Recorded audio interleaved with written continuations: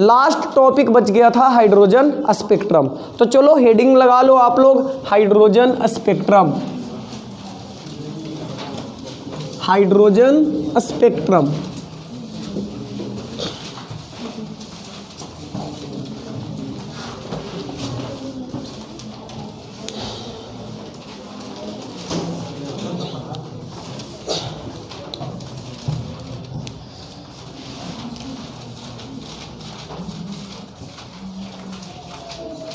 Heading लगा लिए, सुनो ध्यान से। नील्स बोर का जो एटॉमिक मॉडल हम लोग पढ़े उसमें बताया गया था कि इलेक्ट्रॉन जो होते हैं डिफिनिट रेडियस वाले सर्कुलर पाथ में और न्यूक्लियस के चारों ओर चक्कर लगाते हैं, ठीक है। और जहाँ पे वे चक्कर लगाते हैं उसको हम मेन एनर्जी लेवल बोलते हैं। अलग अलग सेल में चक्कर लगाते हैं तो अलग अलग जो सेल या ऑर्बिट होता है उसको हम बोलते हैं मेन एनर्जी लेवल। और मेन एनर्जी लेवल जो होता है वो प्रत्येक सेल का एनर्जी लेवल अलग अलग होता है। जैसे फर्स्ट सेल में आपको बताए थे कि इलेक्ट्रॉन का जो एनर्जी होता है वो -13.6 इलेक्ट्रॉन वोल्ट होता है। सेकेंड सेल में चलते हैं तो -3.4 इलेक्ट्रॉन वोल्ट होता है। उससे और आगे बढ़ते जाते हैं तो एनर्जी जो होता है वो इंक्रीज करता है, बढ़ता है। और न्यूक्लियस के जो सबसे निकट सेल होता है उसका एनर्जी सबसे कम होता है, और जो सबसे लिमिटिंग सेल होता है, सबसे लास्ट सेल होता है, उसका एनर्जी सबसे हाई होता है और वो मैक्सिमम एनर्जी 0 के बराबर होता है। ये तो कर लिए थे। एक चीज़ और बताया गया था कि इलेक्ट्रॉन जंप कर सकते हैं। ऐसे तो वो एक सेल में हमेशा क्या होते हैं, घूमते रहते हैं, लेकिन अगर एनर्जी दिया जाए इलेक्ट्रॉन को तो लोअर एनर्जी से हायर एनर्जी में जा सकते हैं, हायर एनर्जी लेवल में जा सकते हैं। और जब इलेक्ट्रॉन हायर एनर्जी लेवल से लोअर एनर्जी लेवल में जाते हैं तो जो एक्स्ट्रा एनर्जी है उसको क्या करते हैं, रिलीज करते हैं। तो बस इसी पॉइंट पे ध्यान देना है कि जब इलेक्ट्रॉन लोअर एनर्जी स्टेट से हायर एनर्जी स्टेट में जाएंगे तो उनको वहाँ भेजने के लिए एक्स्ट्रा एनर्जी देना पड़ेगा। और हायर एनर्जी स्टेट से जब इलेक्ट्रॉन लोअर एनर्जी स्टेट में जाते हैं तो जो एक्स्ट्रा एनर्जी है उसको इमिट कर देते हैं। तो बात को समझो। जैसे एक हम डिस्चार्ज ट्यूब ले लिए, फिर से वही जो पहले आपको बता चुके हैं इसके बारे में कि यहाँ पे इस तरह से अरेंजमेंट बना लिए कैथोड और एनोड का, यहाँ माइनस और यहाँ प्लस, माइनस प्लस, इसको कैथोड बोल देंगे और इसको बोल देंगे एनोड। और इसमें बच्चों ढेर सारा हाइड्रोजन का मॉलिक्यूल है, hydrogen molecule.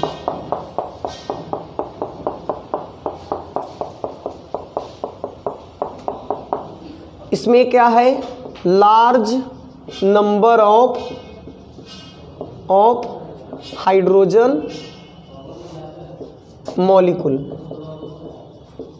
Large number of hydrogen molecule. यहाँ पे हम दिए पोटेंशियल भी। तो होता क्या है कि जब इलेक्ट्रिक डिस्चार्ज आप प्रोड्यूस करते हो किस में, हाइड्रोजन मॉलिक्यूल में, तो ये जो हाइड्रोजन का मॉलिक्यूल है H2 ये डिसोसिएट हो जाता है हाइड्रोजन के एटम में। जब हम इलेक्ट्रिक डिस्चार्ज किस में प्रोड्यूस करते हैं, हाइड्रोजन मॉलिक्यूल में। आखिर ऐसा अरेंजमेंट बनाने का मतलब क्या था, तो इसको हम इसीलिए बनाए हैं कि जो हाइड्रोजन गैस है ना इसमें विद्युत धारा प्रवाहित कराया जाए, इलेक्ट्रिक करंट प्रवाहित कराया जाए, ठीक है। तो इसको वोल्टेज दिए, पोटेंशियल डिफरेंस अप्लाई किए तो यहाँ पे इलेक्ट्रिक करंट प्रोड्यूस होगा। और जब यहाँ पे आप इलेक्ट्रिक करंट प्रोड्यूस करते हो तो ये जो हाइड्रोजन का मॉलिक्यूल था वो हाइड्रोजन के एटम में डिसोसिएट हो जाता है, ठीक। इसके बाद क्या होता है कि देखो हाइड्रोजन है, एटम है, तो उसके सेल में क्या होगा, इलेक्ट्रॉन होगा। अब करते क्या है कि इसके सेल में जो इलेक्ट्रॉन था बच्चों उसको हम एनर्जी देते हैं, एक्स्ट्रा एनर्जी देते हैं। तो जब एक्स्ट्रा एनर्जी देते हैं तो कहीं से भी किसी भी तरीके से जब आप इसको एनर्जी देते हो तो इसका जो इलेक्ट्रॉन है वो लोअर एनर्जी स्टेट से यानी ग्राउंड स्टेट से एक्साइटेड स्टेट में चला जाता है। यानी लोअर एनर्जी स्टेट से कहाँ चला जाता है, हायर एनर्जी स्टेट में चला जाता है। अभी बताएं ना कि नील्स बोर के मॉडल के आधार पे ये बताया गया था कि एनर्जी दिया जाए तो इलेक्ट्रॉन लोअर एनर्जी स्टेट से हायर एनर्जी स्टेट में जा सकता है। तो यहाँ पे जो हाइड्रोजन के एटम है इनको एनर्जी दिया गया, तो एनर्जी दिया गया तो इलेक्ट्रॉन जो था लोअर एनर्जी स्टेट में यानी ग्राउंड स्टेट में वो एक्साइटेड स्टेट में चला गया, हायर एनर्जी स्टेट में चला गया। अब देखो क्या होगा, मतलब मान लो हाइड्रोजन का पहला सेल था, first cell, a second cell, third cell, fourth cell, fifth cell, इस तरह से। चूँकि इलेक्ट्रॉन तो एक ही होता है हाइड्रोजन में, तो सेल तो एक ही हो, लेकिन मान लो एज्यूम कर रहे हैं N1, यहाँ पे N1 इक्वल टू 1 है, N2 है, N3 है, N4 है और N5 है। जैसे जैसे हम दूर जाएंगे N1 से N2 N3 की ओर तो एनर्जी इंक्रीज करता है।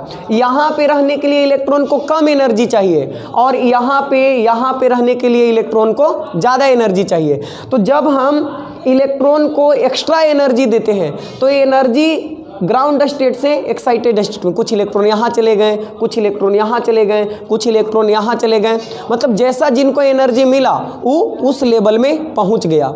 वहाँ जाने के बाद ये जो इलेक्ट्रॉन है वो मात्र यहाँ 10 to the power -6 to 10 to the power -8 second तक रुकते हैं और फिर से ही क्या होते हैं, ग्राउंड स्टेट में वापस लौट जाते हैं। ठीक है, प्रत्येक एनर्जी लेवल से इलेक्ट्रॉन फिर से ग्राउंड स्टेट में वापस लौट जाते हैं। और जब इलेक्ट्रॉन वापस लौटते हैं तो समझना यहाँ पे इलेक्ट्रॉन गया तो इसके पास बहुत ज़्यादा एनर्जी हो गया था, तब ने यहाँ गया। अब फिर से क्या हो रहा है कि अपने ही एनर्जी स्टेट में वापस लौट रहा है, तो जो एक्स्ट्रा एनर्जी है अब तो उसको बाहर छोड़ेगा, इमिट करेगा ना। लोअर से हायर में जाने के लिए एनर्जी एब्जॉर्ब किया था, अब पुनः जब हायर से लोअर में आ रहा है तो एनर्जी इमिट करेगा। अब देखो एनर्जी इमिट करेगा रेडिएशन के टर्म में, और रेडिएशन का कुछ न कुछ वेवलेंथ होगा। ठीक है, तो अलग अलग ट्रांजिशन के अकॉर्डिंग ये अलग अलग वेवलेंथ का एनर्जी इमिट करता है। ठीक है, जैसे यहाँ से आया तो कुछ अलग एनर्जी, क्योंकि एनर्जी डिफरेंस इस सेल और इस सेल का, इसके और इसके एनर्जी डिफरेंस से अलग होगा। तो जब यहाँ से इलेक्ट्रॉन यहाँ लौटा तो कुछ एनर्जी छोड़ा होगा, उसका कुछ वेवलेंथ होगा। यहाँ से जो इलेक्ट्रॉन यहाँ आएगा तो वो भी एनर्जी रिलीज करेगा, इसका भी कुछ वेवलेंथ होगा। यहाँ से जो इलेक्ट्रॉन यहाँ आएगा वो भी कुछ एनर्जी इमिट करेगा, तो उसका भी कुछ वेवलेंथ होगा। मतलब हाइड्रोजन के इलेक्ट्रॉन जब हायर एनर्जी स्टेट से लोअर एनर्जी स्टेट में आ रहे हैं तो डिफरेंट वेवलेंथ का रेडिएशन इमिट कर रहे हैं, और जब उसी डिफरेंट वेवलेंथ को हम स्क्रीन पे प्राप्त करते हैं, उसको स्पेक्ट्रोस्कोप से एनालाइज करते हैं तो डिफरेंट कलर का लाइन प्राप्त होता है, और इसी को बच्चों हम हाइड्रोजन स्पेक्ट्रम कहते हैं। मतलब हाइड्रोजन स्पेक्ट्रम जो है कलर्ड लाइन होता है, रंगीन रेखाएं होती है। कौन? Hydrogen spectrum. और हम पहले भी बताए थे आपको कि हाइड्रोजन स्पेक्ट्रम एक प्रकार का इमिशन स्पेक्ट्रम है, यानी एनर्जी इमिट होता है। इमिशन में भी डिसकंटिन्यूअस स्पेक्ट्रम है, और डिसकंटिन्यूअस को लाइन और बैंड में जो बांटे थे वो लाइन स्पेक्ट्रम है। तो अब आप लिख सकते हो हाइड्रोजन स्पेक्ट्रम के बारे में, डैश देके लिखो।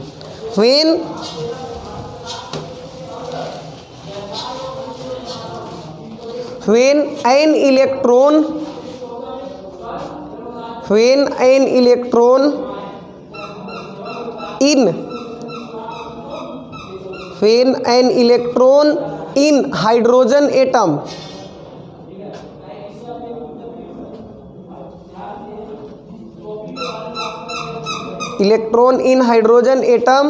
absorb energy,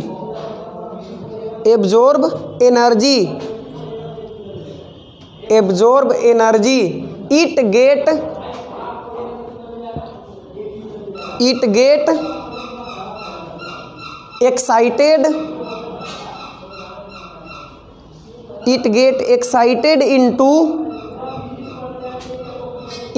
excited into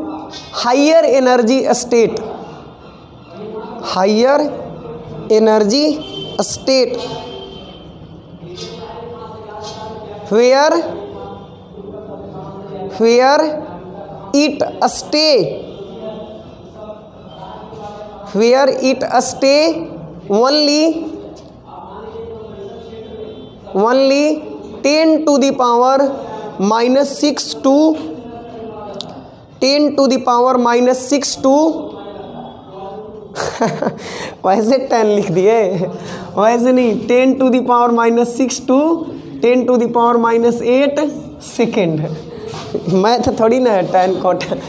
10 to the power minus 6 to 10 to the power minus 8 second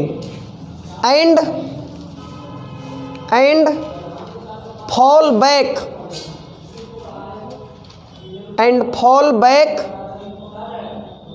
into ground state।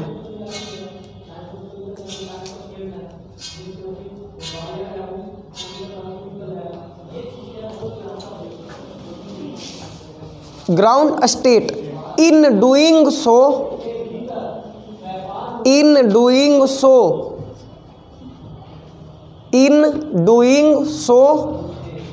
it emit radiation of different wavelength। it emit radiation of different wavelength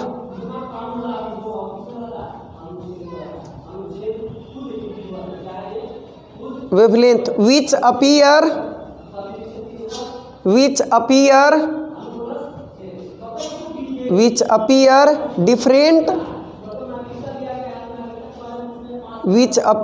different colored line in spectrum।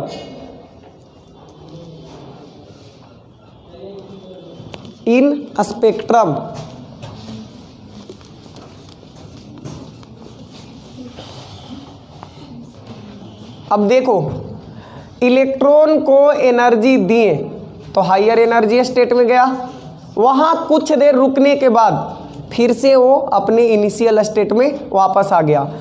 वापस आने के दौरान कुछ radiation emit किया different wavelength का, जैसे जैसे उसका ट्रांजिशन हुआ, वो 5वें एनर्जी स्टेट से फर्स्ट में आया, फोर्थ से फर्स्ट में आया, कुछ थर्ड से फर्स्ट में आया, तो डिफरेंट कलर का रेडिएशन, डिफरेंट वेवलेंथ का रेडिएशन इमिट किया। और जो कलर्ड होता है ना, कलर रंग, वो डिफरेंट वेवलेंथ के कारण ही रेडिएशन जो होते हैं डिफरेंट कलर के दिखाई देते हैं। तो अलग अलग वेवलेंथ का रेडिएशन इमिट किया, उसी को जब हम स्क्रीन पे प्राप्त किए तो स्पेक्ट्रम दिखाई दिया, एक लाइन स्पेक्ट्रम, और उसी को हम हाइड्रोजन स्पेक्ट्रम बोलते हैं। तो हाइड्रोजन का जो स्पेक्ट्रम होता है वो बिल्कुल सिंपल स्पेक्ट्रम होता है, और जैसे हैवी गैस होते हैं उनका स्पेक्ट्रम बहुत ही कॉम्प्लेक्स होता है, लेकिन हाइड्रोजन का सिंपल स्पेक्ट्रम होता है। अब इसको देखो पर्दे पे कैसे एनालाइज किया गया हाइड्रोजन स्पेक्ट्रम को। तो कुछ लाइन हम बनाते हैं, मतलब स्पेक्ट्रम को हम लोग फिगर में देखने का प्रयास करते हैं कि कैसा ये होता है, क्या क्या होता है इसमें। तो देखो हम बनाते हैं हाइड्रोजन का एनर्जी लेवल, आते हैं, फिर अपना काम हो जाएगा। और एक और नीचे बना लेते हैं। देखो ये हम बनाए हैं हाइड्रोजन का सेल यानी एनर्जी लेवल।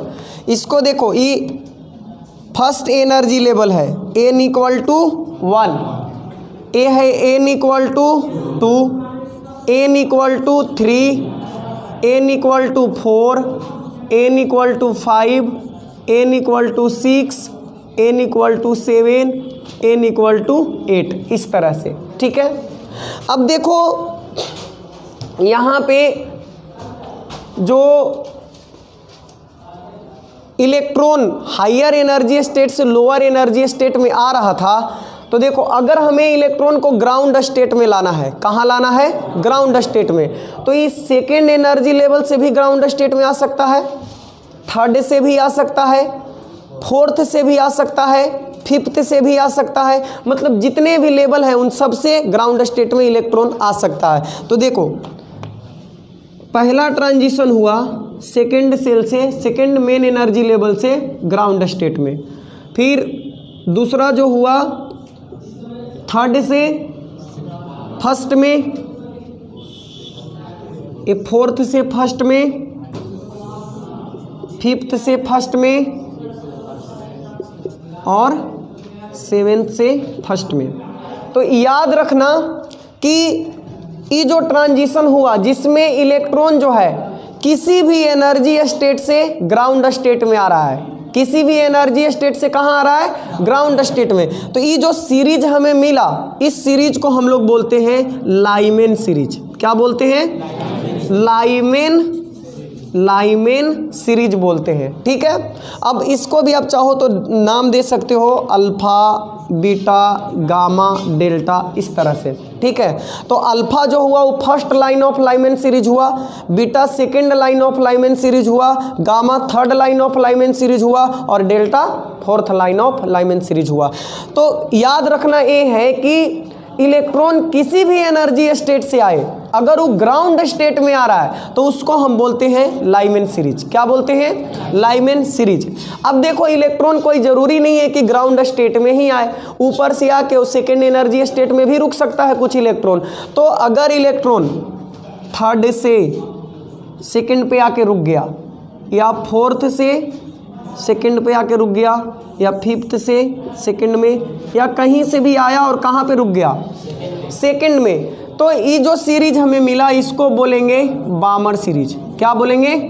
बामर नहीं, बामर सीरीज बोलेंगे। ठीक है, और ये हो गया अल्फा, बीटा, गामा और डेल्टा। तो ये चारों हो गए first line of Balmer series, second line of Balmer series और third line of Balmer series, इस तरह से। उसके बाद अगर इलेक्ट्रॉन थर्ड एनर्जी स्टेट पे आके रुक रहा है, कहीं से भी आए, कहाँ पे रुके, थर्ड पे आके रुक जाए, यहाँ आके रुक जाए,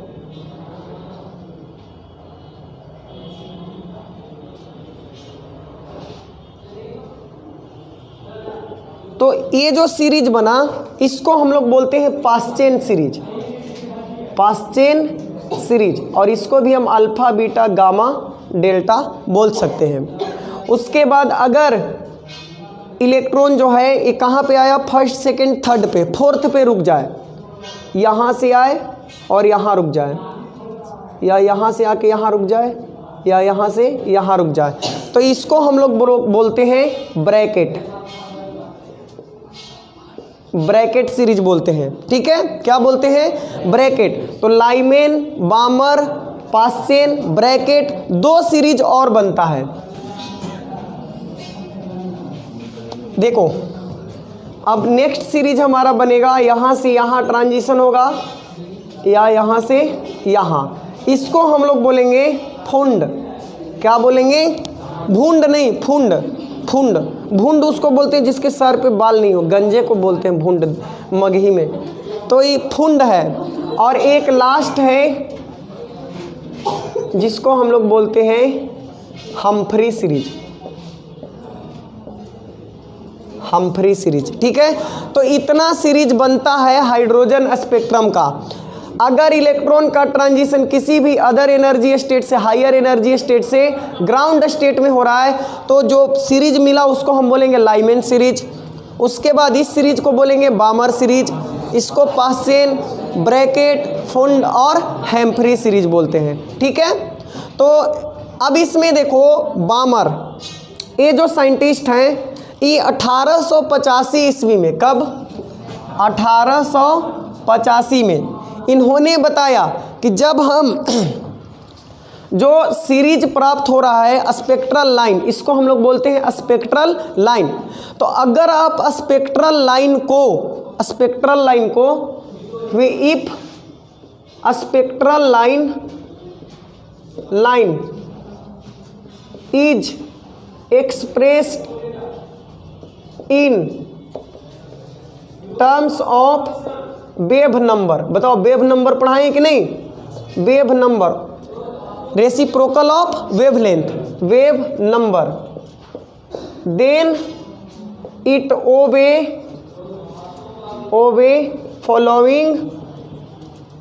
फॉलोइंग एक्सप्रेशन। जब आप इन स्पेक्ट्रल लाइन को इन्हें न्यू बार के टर्म में यानी वेव नंबर के टर्म में व्यक्त करते हो तो इस वाले एक्सप्रेशन को ये फॉलो करते हैं। Nu bar equal to R Z square into 1/2 का स्क्वायर माइनस 1/n का स्क्वायर। ठीक है, where n is greater than 2, n क्या होगा 2 से अधिक होगा। मतलब इन्होंने इस सीरीज के लिए अपना दिया, किसके लिए, n बराबर 2। बामर ने जो एक्सप्रेशन दिया वो बामर सीरीज के लिए ही दिया। ये सिर्फ ओनली अप्लीकेबल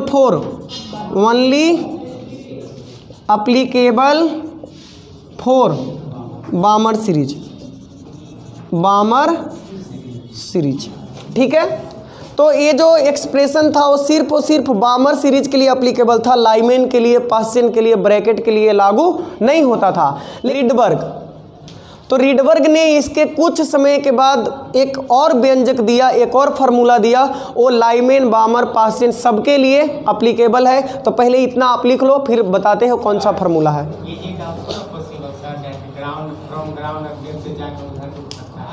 तो आप एनर्जी देना पड़ेगा ना, पहले तो ग्राउंड स्टेट से एक्साइटेड स्टेट में भेजा गया, तभी तो वापस लौट के आ रहा है।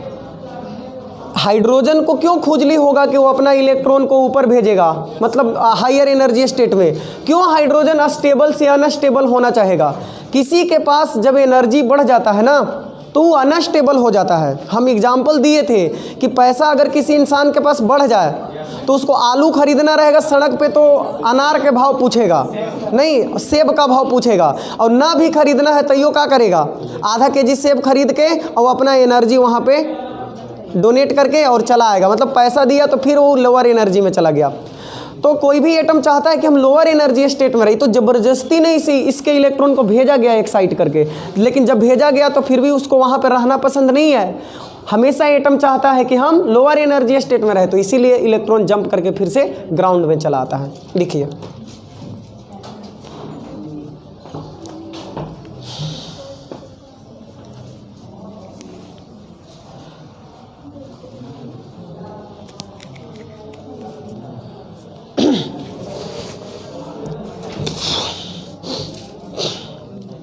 आज कौन पर्व है? ये पर्व है।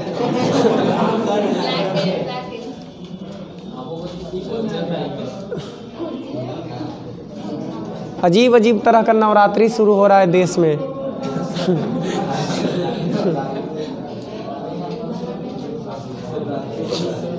पश्चिमी सभ्यता हावी हो जा रहा है ना। कहाँ तो हमनी सोमवारी मंगलवारी करे वाला आदमी थे।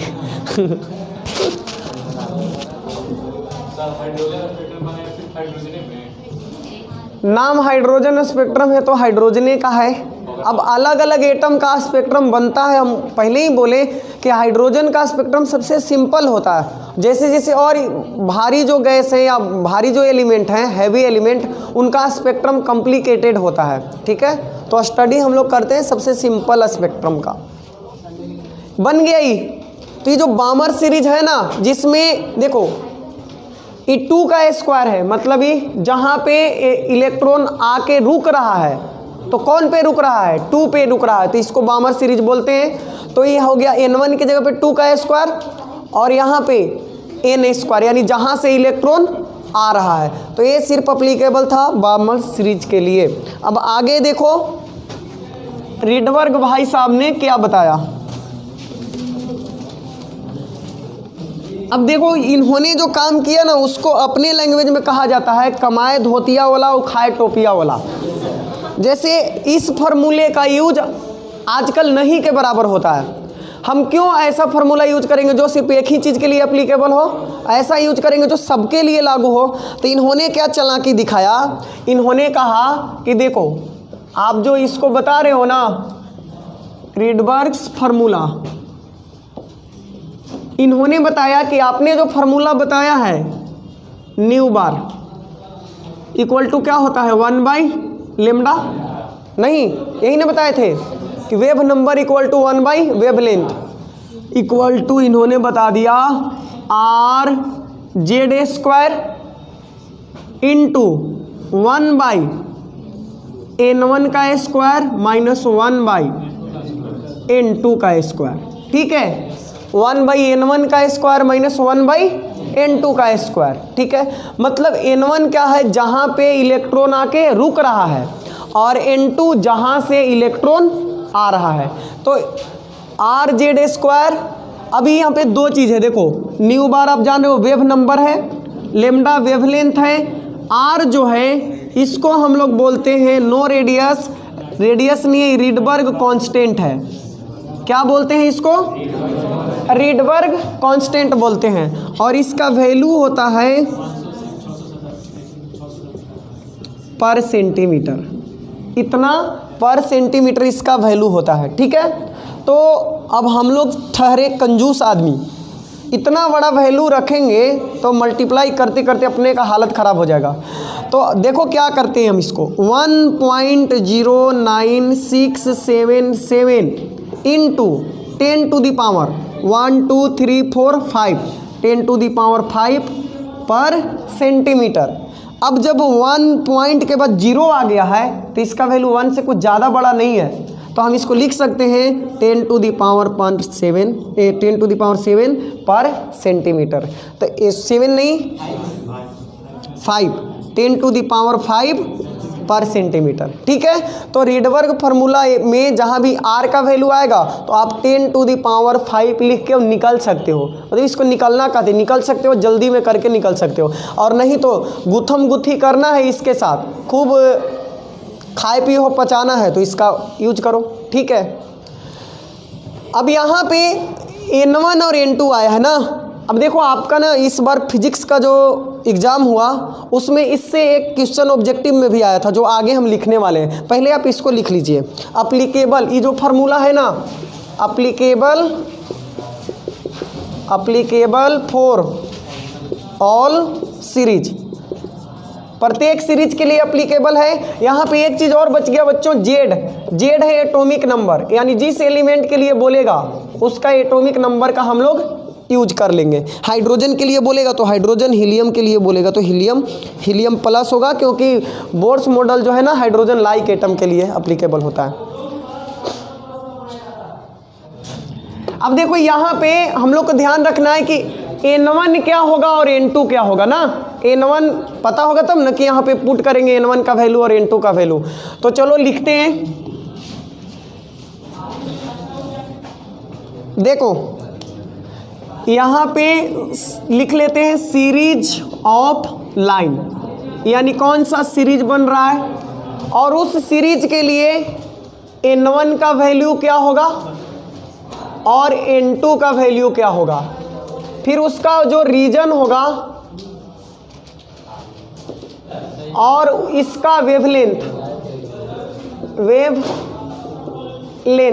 ठीक है, इतना चीज आपको याद रखना है। देखो तो सीरीज ऑफ लाइन, देखो फर्स्ट जो लाइन था उसको हम लोग क्या बोल रहे थे बच्चों, लाइमेन बोल रहे थे। लाइमेन का N1 कितना होगा, कहाँ पे इलेक्ट्रॉन आके रुक रहा था, 1 पे, ग्राउंड स्टेट में, तो इसका N1 इक्वल टू हो जाएगा, और कहाँ से इलेक्ट्रॉन आएगा, 1 से तो नहीं आ सकता है, 1 पे तो आके रुक रहा है, तो 1 से ज़्यादा आएगा, यानी इसके लिए N2 होगा 2 3 4 5 अप टू इन्फानाइट। ठीक है, इन्फानाइट तक जाएगा, कहाँ तक, इन्फानाइट। रीजन जो होगा इसका याद रखना अल्ट्रा वायलेट होगा, अल्ट्रा वायलेट लाइट होगा, अल्ट्रा वायलेट, और इसका जो वेवलेंथ होगा वो लेस देन होगा 4000 एंगस्ट्रम। ठीक है, 4000 एंगस्ट्रम। उसके बाद सेकेंड जो सीरीज है उसको हम लोग बोलते हैं बामर, और इसके लिए N1 कितना होगा 2 और N2 होगा 3 4 5 अप टू इन्फिनिटिव, और इसका जो रीजन होगा इविजिबल होगा। ये इस बार फिजिक्स का जो एग्ज़ाम हुआ है ना उसमें पूछा था कि जो बामर सीरीज होता है उसका रीजन क्या होता है, तो कौन सा रीजन होता है, विजिबल होता है। अब इसका जो वेवलेंथ होगा वो 4000 से 7000 एंगस्ट्रम के बीच होगा। उसके बाद नेक्स्ट क्या है, पास चेन 3 होगा और 4 5 6 टू इन्फिनाइट, और इसका होगा रीजन इंफ्रारेड, इंफ्रारेड, और इसका जो वेवलेंथ होगा ग्रेटर देन होगा, सब में अब 7000 से ज़्यादा होगा। ठीक है, उसके बाद नेक्स्ट क्या था, ब्रैकेट, उसके बाद हाँ फंड या फुंड, और लास्ट क्या था, हैम्फ्री। तो ब्रैकेट के लिए n1 का वैल्यू 4 होगा और n2 का वैल्यू 5 6 7 अप टू इन्फिनिटिव, और इसका भी क्या होगा, इंफ्रारेड होगा, और इसमें भी ग्रेटर देन 7000 होगा। उसके बाद इसके लिए 5 और इसके लिए 6 हो जाएगा, और n2 का वैल्यू यहाँ पे 6 से स्टार्ट होगा इन्फिनिटिव तक, और इसका 7 से स्टार्ट होके जाएगा इन्फिनिटिव तक, और इंफ्रारेड इंफ्रारेड और इसका भी ग्रेटर देन 7000 और ग्रेटर देन 7000 होगा, सॉरी 7, हाँ ठीक है 7000।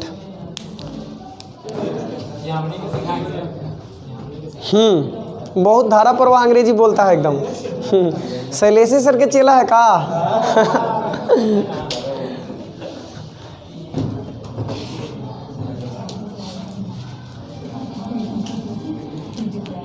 देखो अब थोड़ा सा सीरीज के बारे में एनालाइज करते हैं, 1-2 सीरीज के बारे में आपको बताते हैं, उससे क्वेश्चन आता है तुरंत, अभी हम क्वेश्चन भी करवाएंगे। हेडिंग लगा लीजिए, एनालिसिस ऑफ सीरीज, और इसमें पहला है 4 लाइमेन सीरीज। लाइमेन सीरीज पहला नहीं, एक ही को देखेंगे हम लोग, बाकी आप सीख जाओगे खुद से। लाइमेन सीरीज का एनालिसिस करते हैं, और इसमें फर्स्ट लिखते हैं 4 first line of Lyman series, first line of Lyman series. तो आप ध्यान से सुनो और देखो, लाइमेन का फर्स्ट मतलब ये देखो, हम क्या किए थे, ये फर्स्ट लाइन था, ये सेकेंड, थर्ड, फोर्थ, ये एनर्जी लेवल है, ठीक ना। तो जब हम बात लाइमेन की करते हैं, लाइमेन सीरीज की, तो इलेक्ट्रॉन सेकेंड से फर्स्ट में आते हैं, थर्ड से फर्स्ट में आते हैं, फोर्थ से फर्स्ट में आते हैं, और फिफ्थ से फर्स्ट में आते हैं, इस तरह से, ठीक है ना।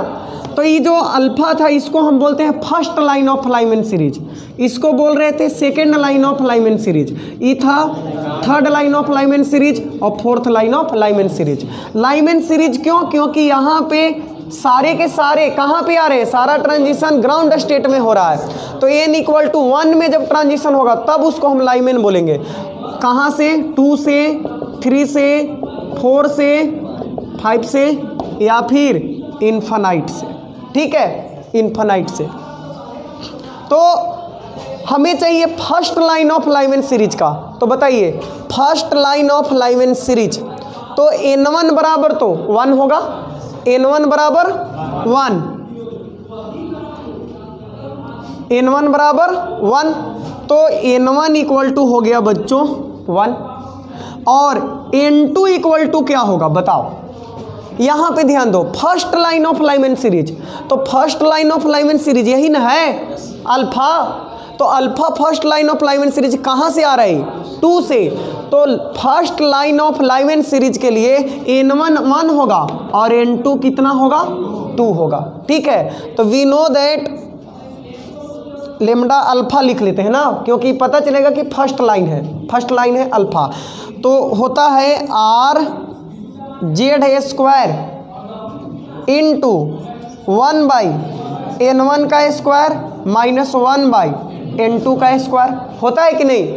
तो देखो क्या कर सकते हैं, ये रस्सी पघा जैसा हो जा रहा है, यहाँ पे ऊपर लिखते हैं 1/λ अल्फा इक्वल टू, अब हाइड्रोजन एटम के लिए हो रहा है, हाइड्रोजन के लिए, तो z इक्वल टू क्या होगा? 1 होगा। तो हम लिख सकते हैं r 1/1 का स्क्वायर माइनस 1/2 का स्क्वायर, तो 1/λ इक्वल टू R 1-1/4। तो क्या हो जाएगा 1/λ इक्वल टू R और A 3/4 ना। तो λ इक्वल टू क्या हो जाएगा 4/3 इंटू 1/R। तो ये आ गया हमारा सीरीज किसके लिए, first line of Lyman series के लिए, लिख लीजिए। और एक चीज़ और ध्यान देना है कि ये जो है ना, कभी कभी आपसे पूछ देगा बताओ सबसे लॉन्गेस्ट वेवलेंथ क्या होगा, तो लाइमैन के लिए सबसे लॉन्गेस्ट वेवलेंथ यही होगा।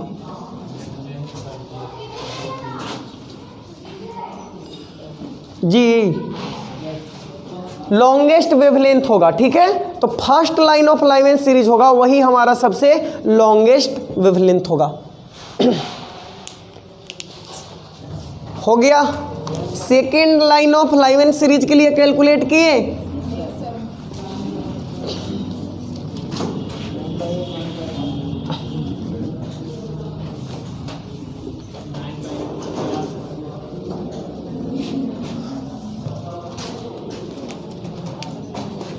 For second line of Lyman series. तो बताना आप सेकेंड लाइन बीटा नहीं, N1 तो 1 होगा, लाइमैन है तो N1 हमेशा 1 होगा, लिख दिया कांस्टेंट है। N1 1 होगा, लेकिन N2 क्या होगा बच्चों 3 होगा। तो यहाँ पे N1 हो जाएगा 1 और N2 हो जाएगा 3। तो 1/λ beta equal to R 1/N1 का स्क्वायर माइनस 1/3 का स्क्वायर। तो हो जाएगा R इंटू 1 माइनस 1/9। तो R इंटू 8/9, ये आया 1/λ बीटा इक्वल टू, तो λ बीटा इक्वल टू क्या हो जाएगा 9/8 इंटू 1/R। ये आ गया second line for Lyman series के लिए। क्या आ रहा है, निकाल क्या रहे हो, वेवलेंथ निकाल रहे हैं ना। जो ट्रांजिशन हुआ इलेक्ट्रॉन का, तो एनर्जी इमिट हुआ, उसका वेवलेंथ क्या है। तो जब इलेक्ट्रॉन थर्ड एनर्जी स्टेट से ग्राउंड स्टेट में जाएगा, तो जो एनर्जी इमिट होगा, जो रेडिएशन इमिट होगा, उसका वेवलेंथ ये होगा। एक और कैलकुलेट करेंगे for limiting line of Lyman series, यानी सबसे last.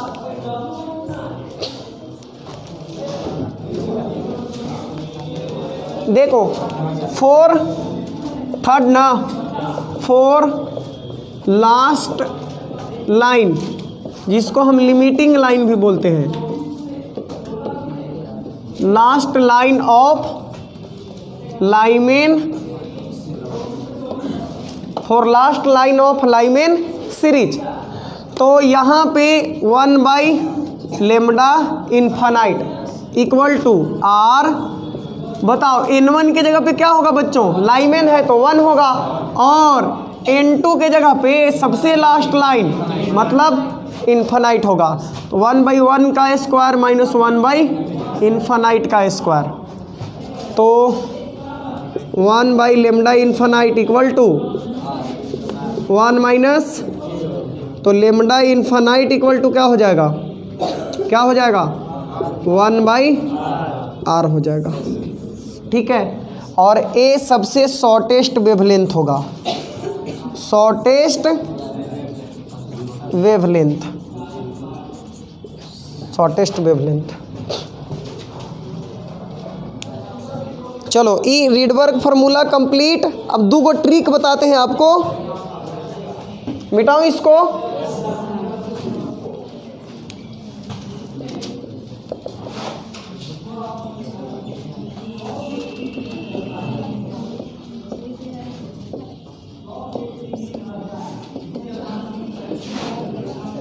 Trick to find number of spectral line. आपसे पूछा जा सकता है कि देखो हाइड्रोजन एटम में इलेक्ट्रॉन जो है एनर्जी स्टेट 5 से ग्राउंड स्टेट में आता है, तो बताओ कितने लाइन बनेंगे। जो स्पेक्ट्रम बन रहा था ना, स्पेक्ट्रल लाइन उसको बोलते हैं, कितने स्पेक्ट्रल लाइन बनने का पॉसिबिलिटी है। तो उसके लिए देखो first formula when electron de excited from बात नहीं, de excited from energy level n to ground state.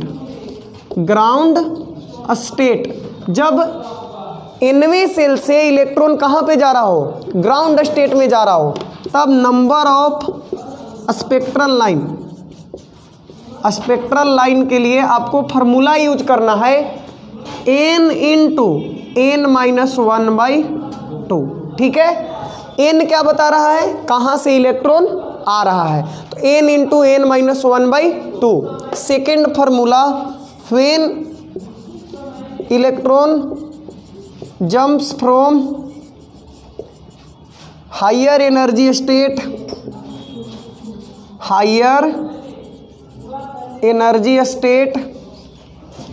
Into to lower energy state in one. मतलब अब ग्राउंड स्टेट में नहीं जा रहा है, ऐसे बोला गया कि फोर्थ स्टेट से थर्ड स्टेट में आ रहा है, तो ग्राउंड स्टेट तो ये नहीं है, ग्राउंड स्टेट तो 1 होता है।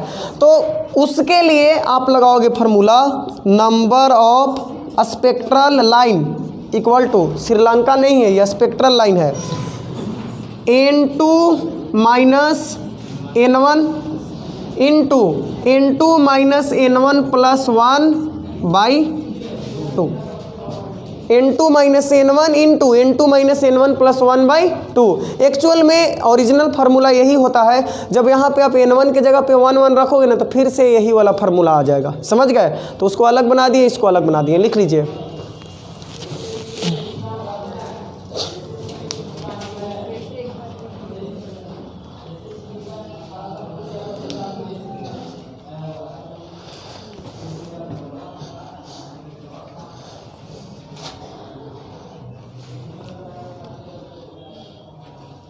एक और माइक है। हेलो, कौन? हम बोल रहे हैं। नहीं, आवाज़ नहीं आ रहा है। हो गया। अब क्वेश्चन लिखते हैं ना तो समझ जाओगे इसको, ठीक है, कि क्या लिखा हुआ है। तो लिखो पहला क्वेश्चन। अब स्टार्ट करते हैं हम लोग अपना न्यूमेरिकल वाला part.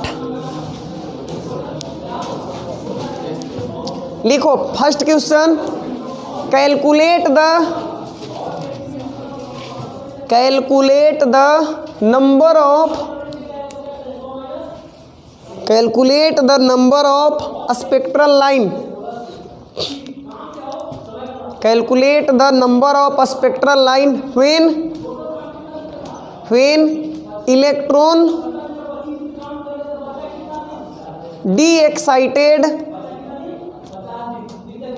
de-excited from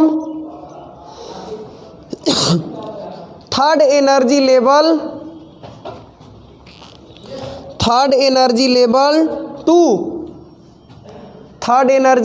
to ground state in hydrogen atom। Third energy level to ground state in hydrogen atom.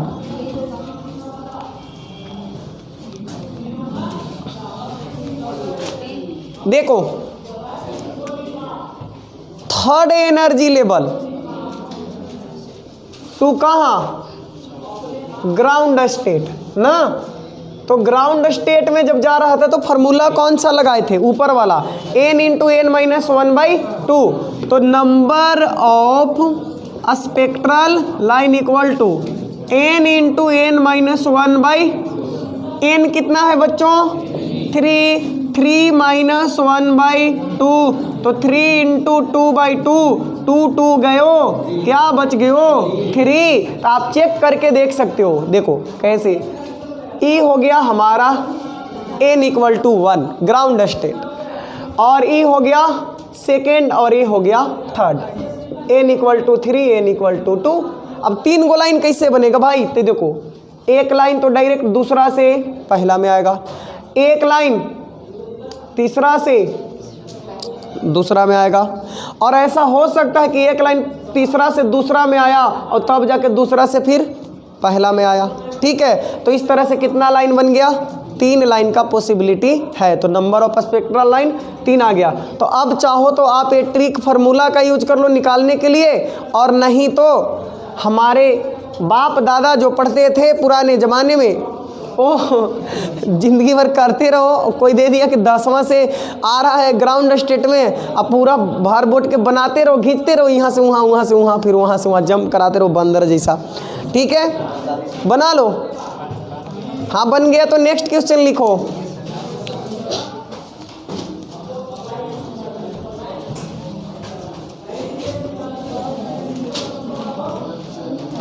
लिखो, calculate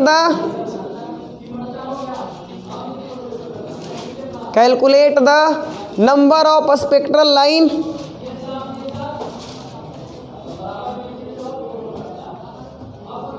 calculate the number of spectral line when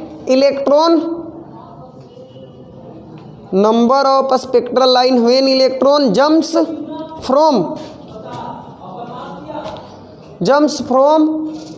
third excited state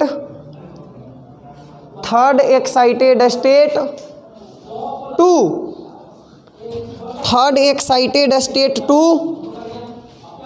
first excited state third excited state to first excited state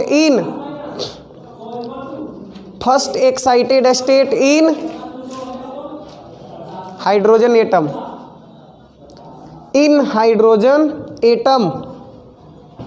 calculate करो।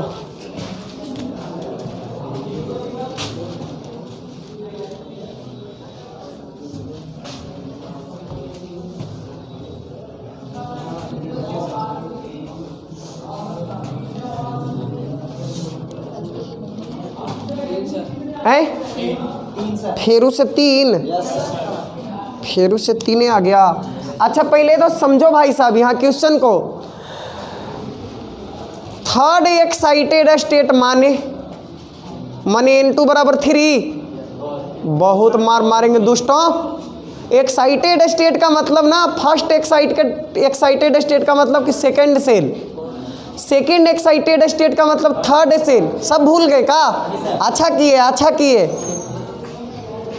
Excited state का मतलब क्या? Ground state. n = 1 तो ground state. अब first excited state यानी पहली बार electron को उत्तेजित किया गया, इस ससुर कूद के यहाँ पहुँचा, तो इसको बोलेंगे फर्स्ट एक्साइटेड स्टेट। तो n = 2 ना, और सेकेंड एक्साइटेड स्टेट तो n = 3। क्या बात कर रहे हो यार, एकदम भुला गए सब कुछ। तो देखो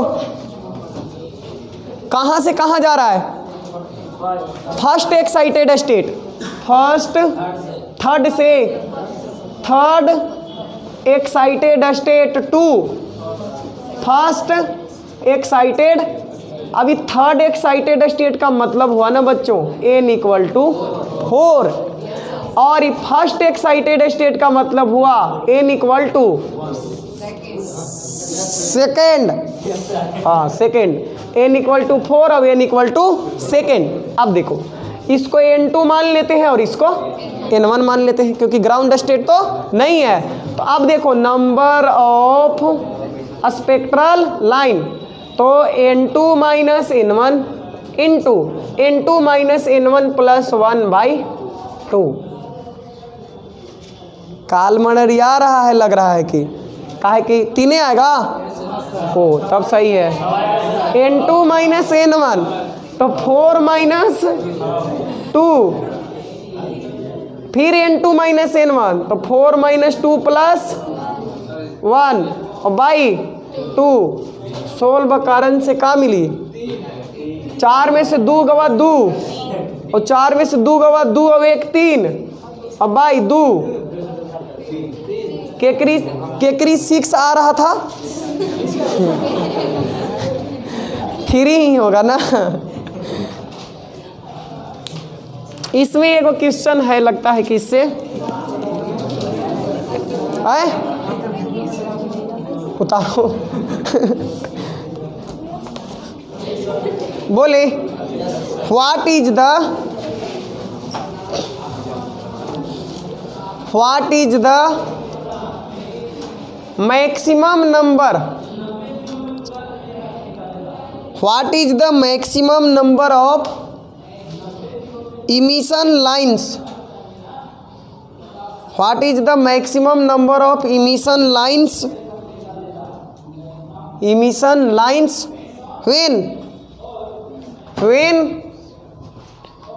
when the excited electron,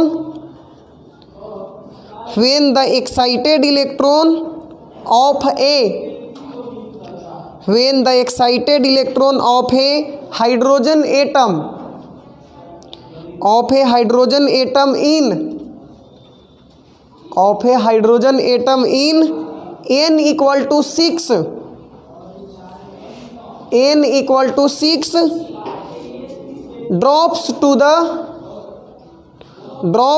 the ground state, question mark। बनावा हो,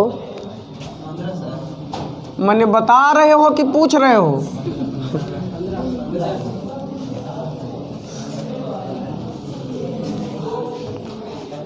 कि हाइड्रोजन एटम में electron n equal to 6 to ground state में जा रहा है, n इक्वल टू 6 टू कहाँ जा रहा है बच्चों? ग्राउंड स्टेट में जा रहा है। ओके, तो number of spectral line, number of spectral line, number of spectral line क्या ग्राउंड स्टेट में जाता है तो n इंटू n-1/, तो 6 इंटू 6 - 1/2, तो 3 इंटू 5 यानी 15। सही रहा तुम्हारा।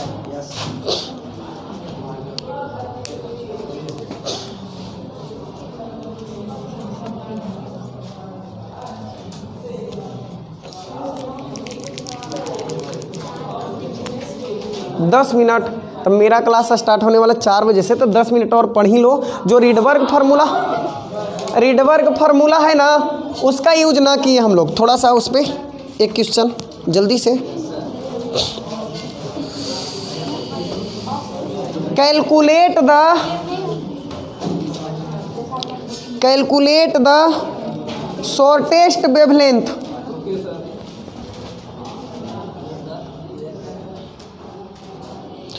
मैंने लाख मनाया माने ना, कैलकुलेट द शॉर्टेस्ट वेवलेंथ इन,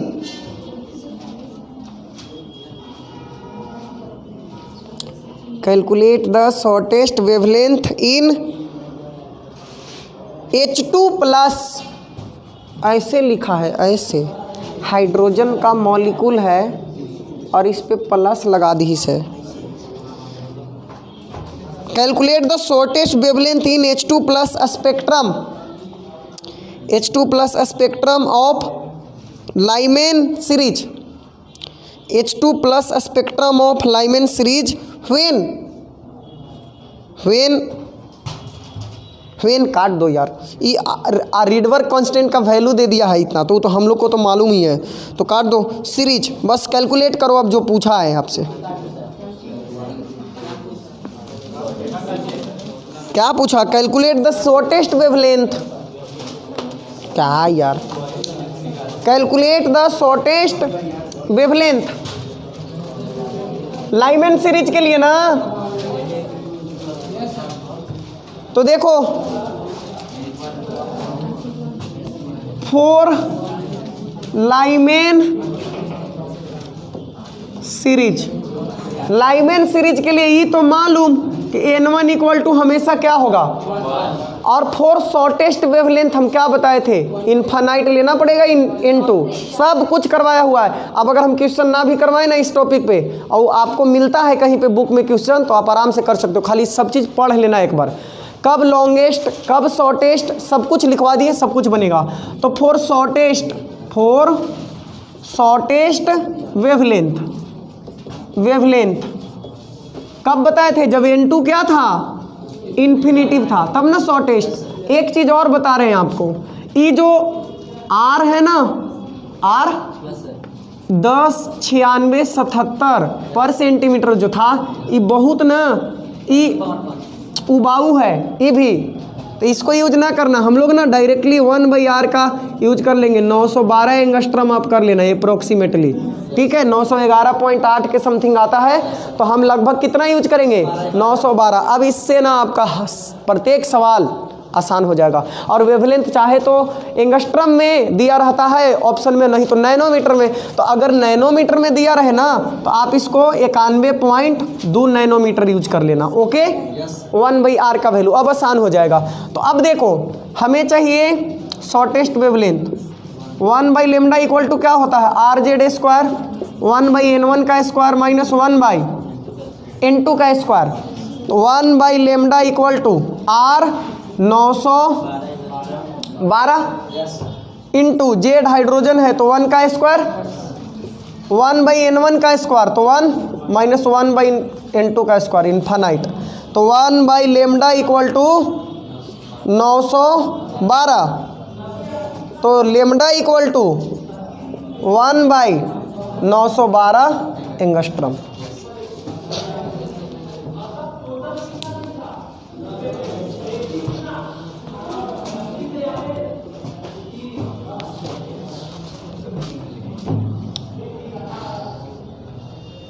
यारा तेरे शब्द के सिखाते आए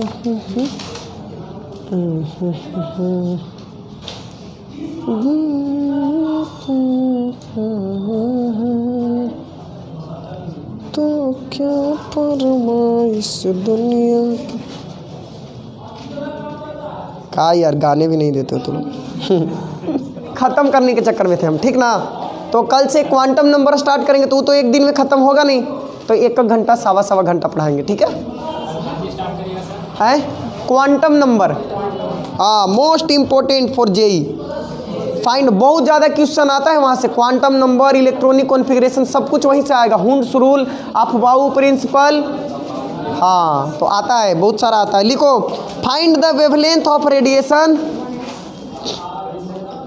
find the wavelength of radiation, find the wavelength of radiation required to, wavelength of radiation required to excite, required to excite an electron, required to excite an electron in the, an electron in the ground level of, ground level of Li2 plus lithium 2 plus, ground level of Li2 plus two the Li2 plus two the third energy level, third energy level बनाओगे ना घर पे, हाँ बन जाएगा ना। Lithium है तो जेड कितना लोगे 3 और बाकी सब कुछ इसमें दिया हुआ है। मिलते हैं नेक्स्ट क्लास में, और नहीं होगा तो हम इससे रिलेटेड क्वेश्चन टेलीग्राम चैनल पे आज शाम को अपलोड कर देंगे, आप लोग बना के प्रैक्टिस कर लेना, ओके। तो मिलते हैं फिर से सुबह वाले क्लास में, तब तक के लिए सबको टाटा रांची, आप लोग को भी।